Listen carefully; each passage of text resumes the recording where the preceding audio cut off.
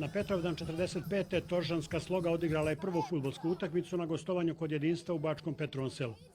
Tradiciju Sloge danas baštini klub Budućnost u Savinom selu, mestu koje kolonisti nazvaše po komandantu Sutjeske Savi Kovačeviću. O Slogi i o Torži vaskrsnu uspomene svakog Petrovdana, kao i sećanja na izvesnog Johana Vajsa, Nemca koji je u Toržu, danas Savino selo, doneo prvu fudbalsku loptu pre tačno 100 godina.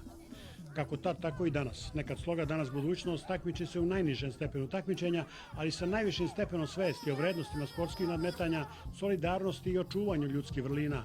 Odvajajući iz sopstvenog budžeta fudbaleri Budućnosti sve meštani, finansiraju aktivnosti kluba. Na najmlađima grade osnov verovanju da nisu uzalud rasipali ubeđenje o vrednostima sadržaja koji život znače. Fudbal me privukao zato što je kolektivno sport i volim da se igram sa drugarima. Ja sam odabrao da budem golman jer puno volim da skačem i ne znam, jednostavno više mi se svidjelo nego da budem igrač.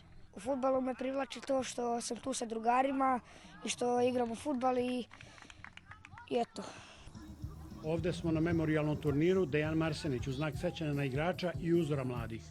Ukupno 22 ekipe pionirskog uzrasta iz Južnobačkog okruga odazvalo se plemenitoj ideji da sećanja na Dejanovu ličnost sačuvaju i da na turniru sopstvenu vrednost uporede sa vršnjacima iz okruženja.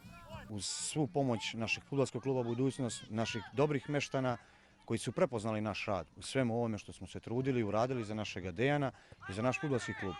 Ali je ipak prisustvo njegovo falilo nam danas ovdje. Probali smo da to okovečimo kako treba uz pomoć ove zašto se radi najvjerojatnije, to je to deca naša koja su nam budućnost naša.